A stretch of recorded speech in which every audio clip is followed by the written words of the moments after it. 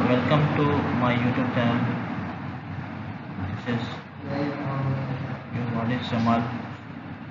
Today I am going to discuss about a topic that is called authentication system and their types. We are regular in my discussing about how can we do a safe transmission or how can we save our data in the network. We are regularly discussing about that. Today I will discuss about what are the different types of authentication system. Authentication system के कितने तरह के हो सकते हैं इसके बारे में हम आज डिस्कस करेंगे ताकि हम आसानी से सेफली ऑनलाइन ट्रांसमिशन कर सके डेटा को। ऑनलाइन हम ट्रांसमिशन करके देख सकते हैं किस तरह का हमारा जो ऑथेंटिकेशन सिस्टम है ये बताता है कि हम लोग जो भी यूज़र हमारे नेटवर्क के अंदर आ रहा है या नेटवर्क के अंदर आने के बाद या उसके डेटा को यूज़ करना चाहता है उसकी क्या आइडेंटिटी है। आइडेंटिटी हम उसको पहले पहचानते हैं। आइडेंटिटी पहचानने का जरूरत ऑथेंटिकेशन का जो पहला स्टेप होता है, सबसे पहला यूज़र की आइडेंटिटी को पहचानना होता है कि what is the identity of that particular user. और जो सेकेंड आइडेंटिटी होता है कि ऑथेंटिकेशन होने के बाद किस किस डेटा पे एक्सेसिंग रखेगा, ये हम लोग इसको ध्यान रखते हैं। बहुत सारे तरीके हैं ऑथेंटिकेशन सिस्टम ऑथेंटिकेट करने के, जिसमें एक तरीका मोस्ट कॉमन है कि हम पासवर्ड यूज़र नेम और पासवर्ड पूछते हैं, या तो फिर तरीका हो सकता है कि हम टोकन का इस्तेमाल करते हैं या फिर बायोमेट्रिक सिस्टम का इस्तेमाल करते हैं। ये सारे सिस्टम का इस्तेमाल करके हम अपने कंप्यूटर सिस्टम के अंदर, अपने नेटवर्क के अंदर डेटा को सिक्योर करते हैं ताकि हम केवल ऑथेंटिकेटेड पर्सन को ही, ऑथेंटिकेटेड यूज़र को ही अपने डाटा को एक्सेसिंग दे सकें। ऑथेंटिकेशन में 3 तरह का ऑथेंटिकेशन सिस्टम है जिसका हम लोग इस्तेमाल करते हैं। पहला है जो कॉमन है, मैंने पहले बताया, the first type of authentication system में हम लोग पिन या पासवर्ड का इस्तेमाल करते हैं।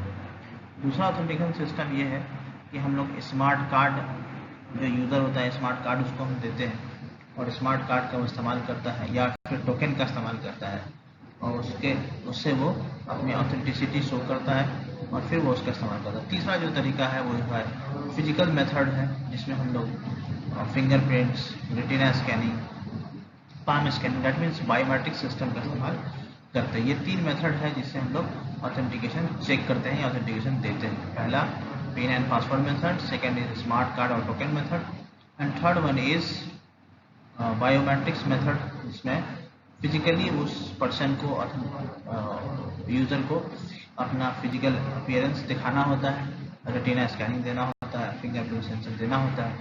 आप उसे इस्तेमाल कर सकते हैं।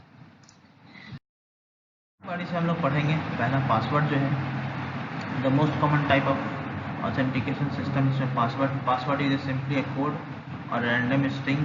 पासवर्ड सिंपली कोड हो सकता है या कोई रैंडम स्ट्रिंग होता है जो आदमी को देता है, तो उसको देने के बाद तब तक कुछ पासवर्ड ऐसे होते हैं जो वर्चुअल पासवर्ड होते हैं, कुछ पासवर्ड ऐसे होते हैं जो परमानेंट पासवर्ड होते हैं।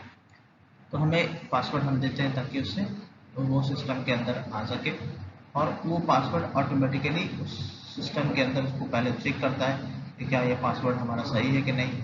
कुछ पासवर्ड ऐसे होते हैं जिसको वन टाइम पासवर्ड के नाम से भी जानते हैं, वो ऑटोमेटिकली जनरेट होते हैं जब कोई यूज़र हमारे डेटा के अंदर हमारा डेटा एक्सेस करना चाहता है या नेटवर्क के अंदर आना चाहता है।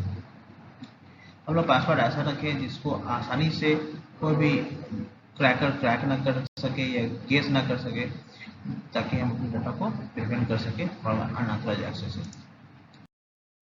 ठीक है। सेकंड टाइप है जिसको हम लोग टोकन कहते हैं, टोकन सिस्टम, जो कि मैंने कहा टोकन या स्मार्ट कार्ड का इस्तेमाल करेगा। ये क्या है, एक ऑथेंटिकेशन सिस्टम है। This is done by the typing of short pin.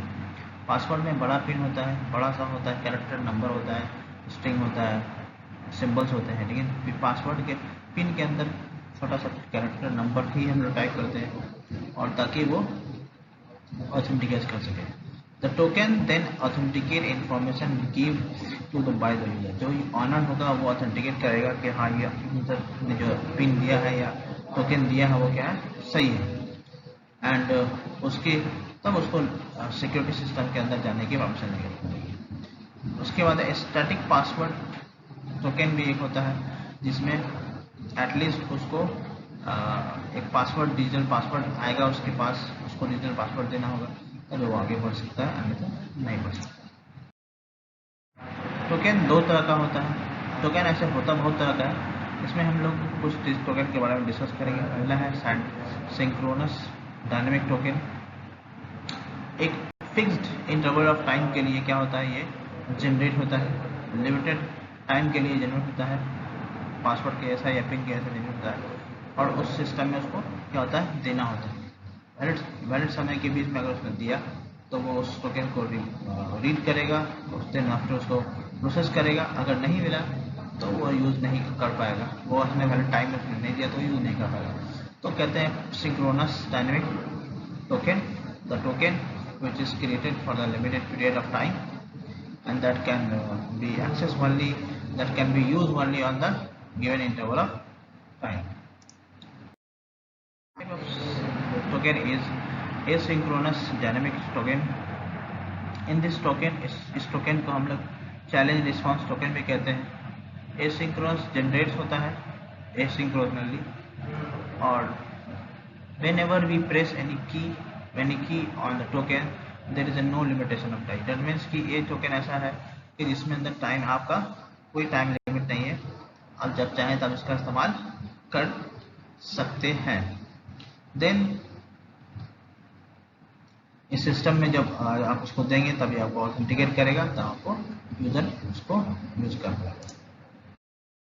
Next आते हैं बायोमेट्रिक सिस्टम। इसमें बायोमेट्रिक सिस्टम के अंदर तीन चीज़ें हैं, तीन बातें मैं आपको बताऊंगा। पहला है 3 टाइप्स ऑफ ऑथेंटिकेशन सिस्टम है। फिजिकल कैरेक्टर, फिजिकल वो आदमी अपने बायोमेट्रिक्स अपने सिस्टम को लेके आएगा, या तो वो फिंगरप्रिंट को लेके आएगा, रेटिना स्कैनिंग कराएगा, आइरिस स्कैनिंग कराएगा, या फेशियल एक्सप्रेशन कराएगा, या पाम स्कैनिंग कराएगा, या वॉइस रिकॉग्निशन सिस्टम इस्तेमाल करेगा। ये सब ये सिस्टम इस्तेमाल कर सकते हैं बायोमेट्रिक्स के अंदर।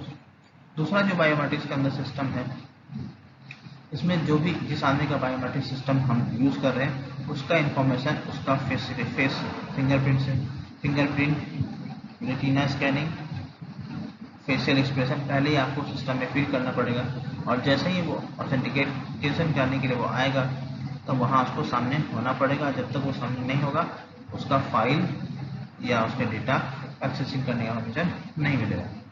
कभी कभी हो सकता है कि ये जो है अनकंफर्टेबल हो सकता है। ये बायोमेट्रिक सिस्टम क्या हो सकता है, अनकंफर्टेबल हो सकता है। फॉर एग्जांपल जैसे मान लें फिजिकल कोई प्रॉब्लम हो गया, जिस हाथ का था, जिस उंगली का फिंगरप्रिंट सेंसर था वो उंगली ही काम करना है, उंगली नहीं है, वो फिंगर ही नहीं है, तब ये प्रॉब्लम हो सकता है। या फेशियल जो उसने दिया था स्कैनिंग, वो उसके फेस में कोई प्रॉब्लम आ गया, या फेस में कोई डल फेस हो गया, या किसी कारण से कोई प्रॉब्लम हो गया, या डिस्कम्फर्ट हो गया, या किसी ने रेटिना स्कैनिंग दिया था उसके रेटिना के अंदर कुछ प्रॉब्लम आ गया, तब उसका ये ऑथेंटिकेशन सिस्टम क्या होगा, ज़्यादा कारगर नहीं होगा। तो ज़्यादा कारगर करने के लिए 2 सिस्टम इस्तेमाल किया जाता है ऑथेंटिकेशन सिस्टम जो कहते हैं।